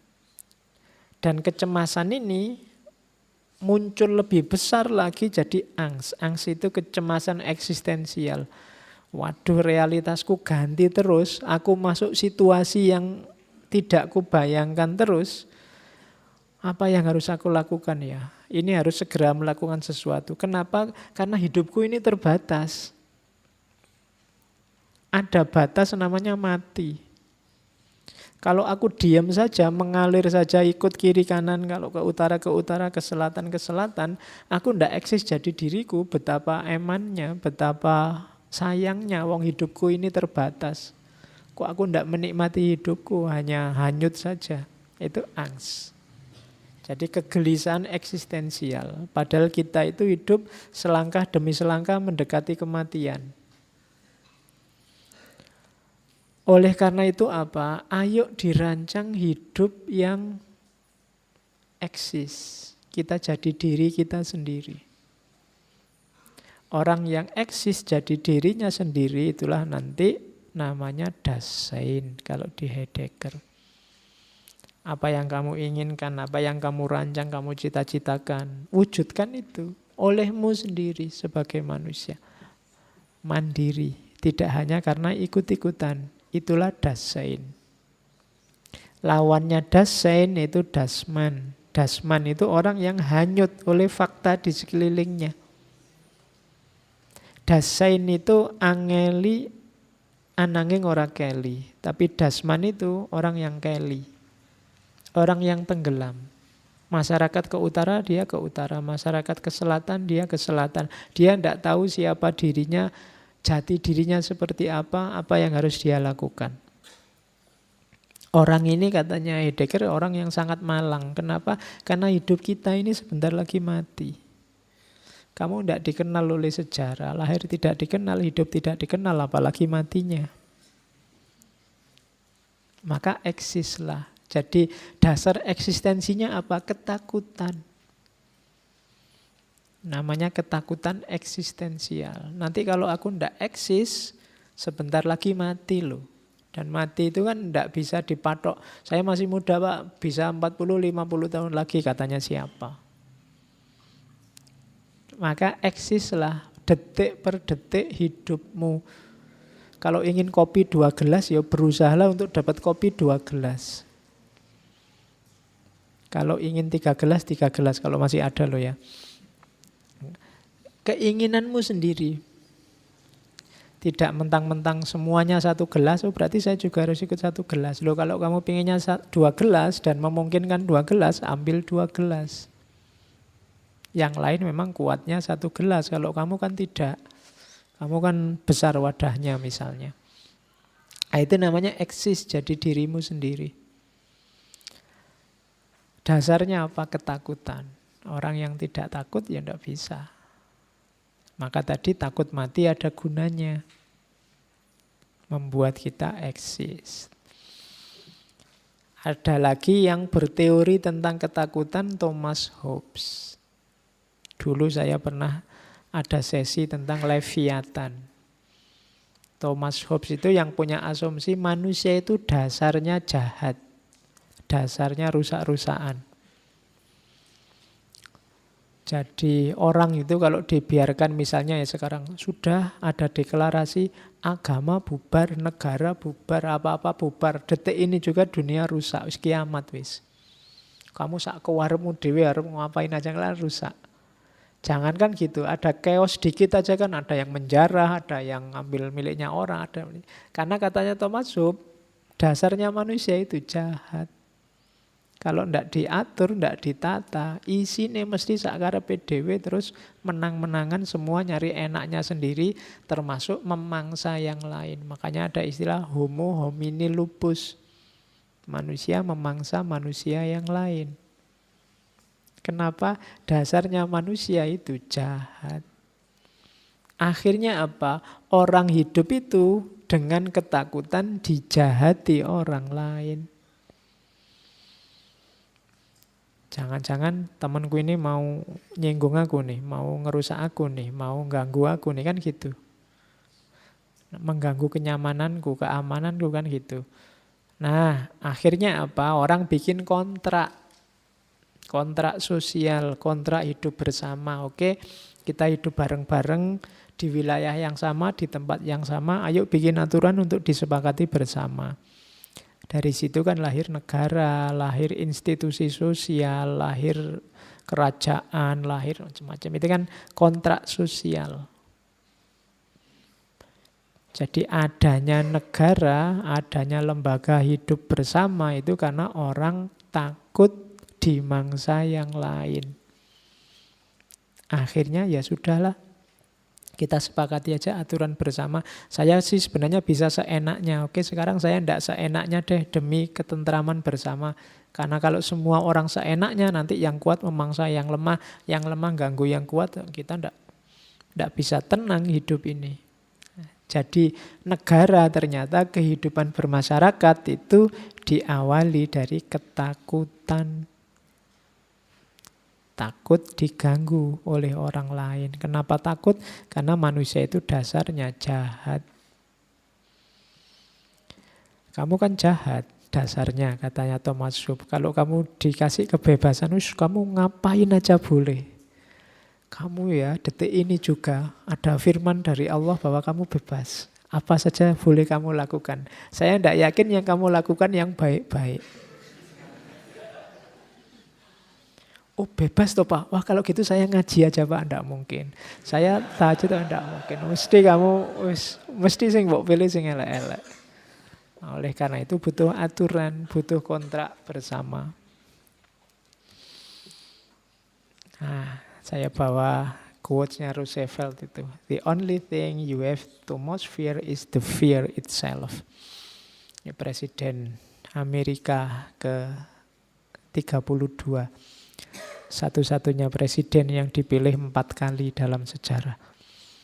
Satu-satunya yang harus kamu takuti, yang harus paling kamu takuti adalah ketakutan itu sendiri. Nah, jadi tidak ada orang yang tidak takut apa-apa. Ya. Terus kalau ini Nelson Mandela, I learned that courage was not the absence of fear, but the triumph over it. Sejauh yang kupelajari, keberanian itu bukan orang yang tidak punya rasa takut, tapi orang yang bisa menaklukkan rasa takut. Pemberani bukan orang yang tidak merasa takut, tapi dia yang bisa menaklukkan ketakutan itu. Itu Nelson Mandela. Kalau ini ada quotes bagus tentang ketakutan itu apa sih? Ketakutan itu sebenarnya objeknya bukan ketakutan itu sendiri, tapi ada yang lain. Engkau tidak takut kegelapan, tapi sebenarnya yang kamu takuti adalah apa yang ada di balik kegelapan itu. Engkau tidak takut ketinggian, tapi sebenarnya engkau takut jatuh. Engkau tidak takut pada orang-orang masyarakat, tapi sebenarnya engkau takut ditolak oleh masyarakat. Sebenarnya engkau tidak takut mencintai, hanya saja engkau takut tidak dicintai balik. Ya. Sebenarnya engkau tidak takut untuk melepaskan, hanya saja engkau takut kehilangan. Sebenarnya engkau tidak takut untuk mencoba lagi, hanya saja engkau takut untuk sakit karena alasan yang sama. Itu nanti kamu pikir sendiri di kamarmu ya. Materinya masih banyak.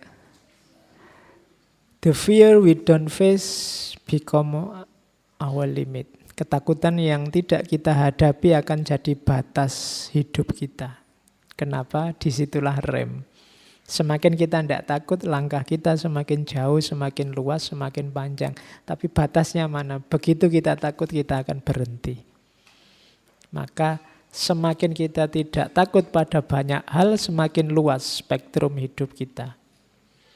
Itu katanya Robin Sharma. Robin Sharma ini penulis dari Kanada. Oke, itu materi-materi. Sekarang kita masuk, masih panjang. Ketakutan, satu-satunya ketakutan yang pasti terpuji kalau dalam agama adalah khauf. Takut kepada Allah. Jadi kalau ingin tauhidmu memuncak, atasi semua ketakutanmu pada apapun yang selain Allah, sisakan satu-satunya yang kamu takuti hanya Allah. Atasi itu maksudnya ya taklukkan. Jangan mau disetir oleh ketakutan-ketakutan yang bukan ketakutan karena Allah. Atau ketakutanmu pada yang bukan Allah, jangan sampai tunduk di bawah ketakutanmu pada Allah. Jangan sampai mengalahkan ketakutanmu pada Allah, maksudnya itu. Kalau dalam Islam istilah khauf ini macam-macam. Di Al-Quran juga banyak sebenarnya. Ada khauf. Khauf itu takut di hadapan sesuatu yang lebih superior. Itu namanya khauf. Ada istilah wajal. Wajal ini gejalanya. Kamu gemeteran, kamu gentar di hadapan sesuatu yang lebih superior. Itu wajal. Makanya ada ayat yang idza dzukirat, ketika disebut nama Allah, wajilat qulubuhum. Hatinya gentar. Begitu dengar kata Allah, hatinya gentar. Nah, ini ada rumusnya sebenarnya, kapan-kapan kita bahas itu ya. Tapi saya tidak yakin hatimu kaget dan gentar begitu ada orang menyebut nama Allah. Ya, kalau ada orang teriak takbir Allahu Akbar, kamu lari. Bukan gentar sama Allahnya, tapi gentar sama yang teriak. Jadi Cirinya orang mukmin yang sejati itu kalau mendengar nama Allah, hatinya tergetar gentar. Merasa diri kecil, merasa diri tidak berdaya, lemah. Makanya wajilat kulubuhum. Orang di hadapan yang superior, di hadapan Allah khauf, manifestasinya wajal, bentuknya nanti khosyah. Khosyah itu takut yang sangat besar. Jadi saking takutnya kemudian kamu bergantung pada yang kamu takuti. Makanya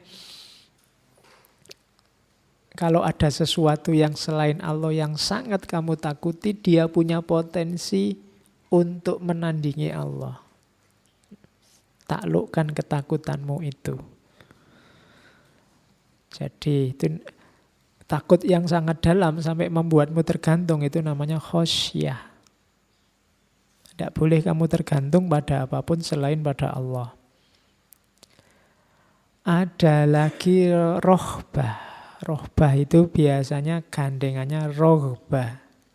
Satu pakai ghin, satu pakai hak. Kalau rohbah itu takut yang kamu ingin lari saja, menghindar dari yang ditakuti. Kalau rohbah itu lawannya takut yang menghindar, ingin selalu mendekat. Orang kalau roja itu biasanya gandengannya rohbah. Ingin ketemu terus, ingin dekat terus. Tapi kalau rohbah ini ingin lari. Cuma maksudnya rohbah kalau dalam khauf pada Allah ini lari dari yang selain Allah menuju Allah saja. Itu namanya rohbah. Nanti ada juga haibah. Haibah ini gentar. Jadi kamu merasa tidak ada artinya. Di hadapan Allah itu haibah. Betapa kecilnya aku itu, kamu haibah. Wah, aku tidak ada apa-apanya di hadapan orang itu. Orang itu pintar sekali, itu haibah. Gentar. Jadi kalau dalam agama ini, kalau dalam Islam, khauf itu dasarmu untuk mendekat ke Allah. Yang pertama itu saya ambil beberapa ayat. Ayat tentang khauf itu banyak. Kayak di surat Ar-Rahman itu ada barang siapa yang takut pada Allah, waliman khofa maqama rabbihi jannatan. Dia akan dapat 2 surga. Jadi kalau kamu satu-satunya yang kamu takuti hanya Allah, besok kamu tidak cuma dapat 1 surga tapi 2 surga. Ya lumayan kalau capek di surga yang satu, pindah ke surga yang satunya. Ya, memang tafsirannya begitu. Jadi ada 2 surga untukmu. Waliman khofa maqama rabbihi jannatan fabi ayyi alai rabbikuma tukadziban. Jadi takut itu syaratnya, konsekuensinya keimanan. Itu kan saya ambil dari Ali Imran itu kan. Jadi innama dzalikumus syaitonu yukhawwifu awliya'u fala takhafuhum wa khafuni. Setan itu selalu menakut-nakuti para aulianya Allah. Jadi kalau kamu sering ragu-ragu, sering was-was, kamu sering tergoda melakukan kejahatan, kejelekan, kesalahan, itu perilakunya setan. Maka jangan takut, jangan gentar. Satu-satunya yang harus kamu takuti hanya aku, katanya Allah. Jadi la takhafuhum wa khafuni. Jangan takuti mereka, takutlah pada aku saja. In kuntum mu'minin. Kalau kamu percaya, kalau kamu beriman, itu Allah kayak ngomong, kalau kamu takut pada mereka, sebenarnya kamu tidak terlalu percaya padaku. Yang harus kamu takuti mereka. Jadi yang pertama itu, Al-Quran menjelaskan tentang takut itu. Implikasi, konsekuensi, kalau kamu ngaku orang beriman, yang kamu takuti hanya Allah saja. Apa ndak boleh Pak takut ke yang lain? Kan wajar Pak takut ke yang lain. Ya cuma takut ke yang lain itu ndak boleh nabrak takutmu pada Allah. Takut sama manusia sampai kamu ndak sholat, itu namanya kamu ndak takut Allah, takut sama manusia. Nah, ini ketakutan yang nabrak takutmu pada Allah itu yang tidak boleh. Terus innama yahsyallahu min ibadihil ulama, ini kalian sudah hafal. Yang khosyah, yang tadi takut serius mendalam pada Allah, itu hanya para ulama, hanya orang-orang yang punya ilmu. Orang yang ngerti, orang yang sadar dirinya pinter, punya keilmuan sehingga dia makrifat tentang kehidupan ini, pasti dia takut sama Allah. Yang masih berani sama Allah, biasanya ilmunya kurang. Masih harus belajar lagi. Terus implikasinya apa? Takut pada Allah itu berarti berani menghadapi semua yang selain Allah. Fala tahsyawul ladzina fala tahsyawun nasa wahsyawni. Jadi jangan kamu takuti manusia siapapun dia, takutlah hanya padaku saja, itu maunya Allah. Terus ketakutan itu bisa jadi kontrol dari perilaku jelek. Kalau ini dari kisahnya Qabil sama Habil itu kan lain basatta ilayya yadaka litaktulani ma'ana bibasitiya dia ilaika. Itu kan waktu Qabil mau bunuh Habil, kalau engkau ulurkan tanganmu untuk membunuhku, aku tidak akan melakukan hal serupa. Aku tidak akan mengulurkan tanganku untuk membunuhmu. Kenapa tidak begitu? Inni akhafullaha rabbal alamin, karena aku takut pada Allah. Jadi kalau engkau mau menyakitiku, aku tidak akan menyakitimu. Tidak akan balas menyakitimu. Kenapa? Aku takut pada Allah. Kalau engkau memakiku, aku tidak akan balas maki-maki kamu. Kenapa? Aku takut pada Allah. Itu pelajarannya ayat ini. Jadi umat Islam tidak dilatih untuk membalas kejelekan dengan kejelekan. Kalau masih takut sama Allah. Oh Pak, dia duluan Pak, bohong. Kan berarti sah saya. Bohong juga enggak. Dia duluan maki-maki ya Pak. Kalau enggak dimaki-maki balik, kalah nanti kita. Oh, enggak. Jangan melakukan yang jelek. Ya sekarang banyak orang bilang, sing waras ojo ngalah, tapi lakukan dengan baik. Jadi tidak ngalahnya lakukan dengan lurus, dengan baik. Kalau merasa tidak bisa melakukan dengan baik, jangan tanding. Kenapa? Nanti jangan-jangan kamu nabrak pagar-pagarnya Allah. Rumus kita pokoknya kalau ada yang jelek, perbuatan jelek apapun, ingat-ingat kalimat itu. Inni akhafullaha rabbal alamin. Sesungguhnya aku takut sama Allah. Pelihara baik-baik kalimat ini dalam dirimu. Dan barang siapa takut, dia akan dapat banyak pelajaran. Ya kan? Kalian yang bahasa surahnya Allah itu kan, saya dzakkaru may yakhsha. Akan dapat banyak pelajaran orang yang takut pada Allah maksudnya. Nah, itu rumus-rumus khauf dari agama. Kalau ini Ghazali. Karakternya khauf itu ada yang tobi'ah, wahmiyah, ibadah, syirik, maksiat. Tobi'ah itu alami, yang tadi yang manusiawi tadi boleh. Yang sehat, yang rasional itu tobi'ah. Ada takut yang wahmiyah. Wahmiyah itu ketakutan yang tidak rasional. Tidak masuk akal, tidak jelas. Kok gitu kok ditakuti. Itu namanya wahmiyah. Yang ditaklukkan yang wahmiyah ini. Kalau yang tobi'ah dikontrol. Yang wajib yang mana? Ibadah. Takut pada Allah itu kan jenisnya ibadah. Kalau ini wajib. Kamu harus takut sama Allah. Ketakutan di bawahnya yang tobi'ah, kontrollah jangan sampai nabrak ketakutanmu pada Allah. Kalau masih ada ketakutan yang wahmiyah, taklukkanlah. Jangan sampai kamu takut yang tidak jelas. Yang sama sekali jangan syirik. Takut tadi yang harusnya pada Allah, kamu tempelkan pada yang bukan Allah. Nah ini tidak boleh. Jadi ini takut yang punya konotasi sampai kamu menyerah mempertuhankan. Itu yang tidak boleh. Kalau tobiah masih boleh. Malam-malam gelap-gelap, wah saya tidak berani masuk kamar sana. Ngeri kalau di sana, itu sebenarnya natural alami. Kamu tidak usah jawab, gitu aja kok takut-takut itu ya sama Allah. Ya, tidak begitu. Ya, ayo mas maju pidato. Waduh gemeteran ya, aku takut. Katanya beriman. Ya takut itu sama Allah.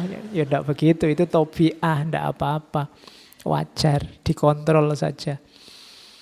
Yang tidak boleh itu takut yang kemudian yang ditakuti jadi objek kayak Allah, disembah, ditaati 100%. Itu namanya jenis khauf yang jadi syirik. Atau maksiat, ketakutan yang melahirkan maksiat itu tidak boleh. Menyebabkan melakukan sesuatu yang diharamkan. Waduh aku takut ya tidur sendirian, berdua yuk. Itu tidak boleh. Kan alami Pak, dasarnya ketakutan, tidak boleh melahirkan maksiat. Oke, itu macam-macamnya khauf. Kalau katanya Ghazali, dasarnya khauf itu makrifat. Tidak mungkin khauf itu dipaksa. Saya tak takut, padahal nggak takut, itu tidak bisa. Untuk bisa ketakutan pada Allah itu muncul, harus kenal siapa Allah, siapa dirimu. Otomatis kamu akan takut, kamu akan gentar di hadapan Allah. Orang yang masih berani sama Allah, mungkin dia ngerti Allah itu siapa, tapi dia tidak makrifat pada Allah. Jadi tidak kenal. Beda kan kenal sama ngerti itu. Dia tidak sadar siapa Allah itu sehingga dia tidak takut sama Allah. Maka tahu dan sadar tentang Allah, makrifat tentang Allah itu jadi dasarnya khauf. Kenali dirimu, kenali Allah, maka otomatis kamu akan takut sama Allah. Manusia yang paling takut pada Allah bisa dijamin dialah yang kenal dirinya dan kenal Allah. Makanya yahsyallahu min ibadihil ulama. Hanya orang-orang berilmu yang bisa takut sama Allah. Karena ketakutan itu tidak bisa dimanipulasi. Kalau kepatuhan bisa. Kamu paksa-paksakan untuk sholat, kamu paksa-paksakan puasa bisa. Tapi dipaksa takut tidak bisa. Kalau dasari tidak takut. Untuk bisa takut, katanya Ghazali, jalurnya adalah makrifat. Makrifat itu berarti paham, kenal, sadar tentang siapa kita, siapa Allah. Kalau kamu kenal siapa itu raja, siapa itu presiden, kan orang ini raja loh, presiden loh, otomatis kan kamu langsung gentar. Kayak kamu naik motor tiba-tiba dicegat orang, begitu ngerti, itu polisi toh, langsung gentar. Kenapa? Kamu makrifat tentang hubunganmu dengan polisi. Sehingga muncul khaufnya. Nah, sama Allah usahakan sampai level ini. Kamu tidak memaksa dirimu tapi otomatis takut. Kalau mau melakukan kejelekan, takut aku sama Allah. Itu berarti kamu sudah jadi. Keimananmu sudah mantap. Tapi kalau ini masih belum, masih dipaksa-paksa menghindari maksiat, dipaksa-paksa itu harus kamu tumbuhkan lagi, harus naik level lagi. Kalau di Ghazali dasarnya makrifat. Ini tidak bisa dibikin-bikin. Implikasinya apa? Orang yang takut pada Allah itu biasanya tawadhu. Tawadhu itu antitesisnya sombong. Jadi tawadhu tidak identik dengan kalau jalan menunduk ya. Kesannya begitu, kalau ada mahasiswa kok jalannya nunduk, tawaduk sekali dia. Enggak. Kalau ukurannya itu sekarang hampir semua orang tawaduk. Kadang ngobrol sama mahasiswa aja kita dicuekin, dia nonton HP ini tawaduk sekali. Menghadap ke bawah. Jadi tawaduk, enggak sombong, enggak merasa besar, betapa kecilnya dirinya. Itu implikasi dari khauf. Orang yang sombong tidak mungkin dia punya rasa takut. Maka kebalikannya orang yang punya khauf, punya takut, pasti tawaduk. Kemudian orang takut itu punya karakter lanjutan, yaitu pasti dia iffah dan warok. Iffah itu menjaga diri, warok itu hati-hati dari dosa besar maupun dosa kecil. Itu namanya wirai. Termasuk hati-hati dari syubhat. Itu namanya orang wirai. Ini tidak jelas ya, halal apa haram. Sudahlah, depending nanti dulu aja. Ditinggal dulu, itu namanya syubhat. Itu orang wirai begitu. Jangankan yang haram, yang syubhat aja dia tidak mau, itu wirai. Orang yang wirai pasti nanti terjaga dirinya, namanya iffah. Terus siddiq. Siddiq itu orang yang menempuh jalur lurus. Itu implikasinya orang takut sama Allah. Kemudian ilm. Pasti dia punya ilmu. Kalau Ghazali tadi kan ma'rifat. Orang bisa takut itu pasti karena dia ma'rifat, paham siapa dirinya, siapa Allah. Maka dia ada di makom ilm. Dan yang terakhir pasti takwa. Kadang-kadang bahkan takwa ini didefinisikan takut kepada Allah. Karena memang dekat. Orang yang takut pasti takwa. Jadi itu implikasinya. Kalau ingin tahu orang ini takut enggak sih sama Allah, coba cek parameter-parameter itu. Yang bisa kalian lihat itunya. Dia tawadhu apa enggak? Terjaga apa tidak? Kemudian lurus apa tidak orangnya? Kemudian berilmu apa tidak? Dan takwa apa tidak? Itu ukuran-ukuran seorang yang takut. Kalau masih tidak punya itu sebenarnya ya mungkin takutnya masih dipaksa-paksa. Oke, terakhir saya bawakan Plato tentang ketakutan juga, cuma dalam konotasi yang berbeda. We can easily forgive a child who is afraid of the dark. Kita bisa memaafkan dengan mudah anak-anak yang takut kegelapan. Tragedi yang sebenarnya dalam hidup adalah ketika orang dewasa takut dengan cahaya.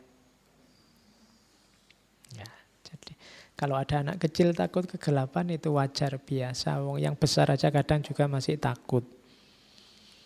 Yang mengenaskan, yang ironis, yang tragis itu kalau ada orang sudah dewasa, akalnya lengkap, segala perangkat intelijensinya utuh, tapi dia takut dengan cahaya, dia takut dengan kebenaran, dia takut dengan kebaikan. Maka orang-orang ini adalah tragedi dalam kehidupan. Maka terus belajar, terus cari ilmu, terus luaskan wawasan, biar kalian tidak alergi cahaya, alergi dengan kebenaran. Apa ada Pak orang alergi dengan kebenaran? Ada. Jangan-jangan di sekitar kita banyak. Kenapa? Karena yang muncul di sekeliling kita banyak hari ini adalah kepalsuan-kepalsuan. Orang yang terpapar kepalsuan terus-menerus, nanti kepekaannya pada kebenaran bisa menurun. Kalau parah bisa sampai level takut pada cahaya. Oke, ini istilah-istilah simbolik silahkan kalian terjemahkan untuk hidupmu sendiri-sendiri. Jangan sampai nanti kamu alergi cahaya. Oke, saya kira itu tema ketakutan malam hari ini. Ambil 1-2 yang relevan untuk hidupmu, untuk meningkatkan kualitas dirimu. Syukur-syukur kamu bisa ke makom khauf tadi. Ya. Makom kalau dalam tasawuf, khauf itu ya makom ya akhwal. Anugerah Allah bisa, usahamu juga bisa. Kalau akhwal itu sementara, kalau makom itu permanen. Oke, cuma harus diusahakan karena di situ tersembunyi rahasia kesempurnaan keimanan kita.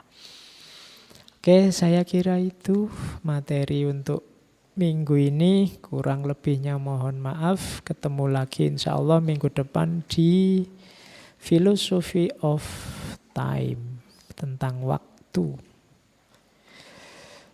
Saya akhiri sekian. Wallahul muwafiq. Wallahu a'lam bishawab. Wassalamualaikum warahmatullahi wabarakatuh.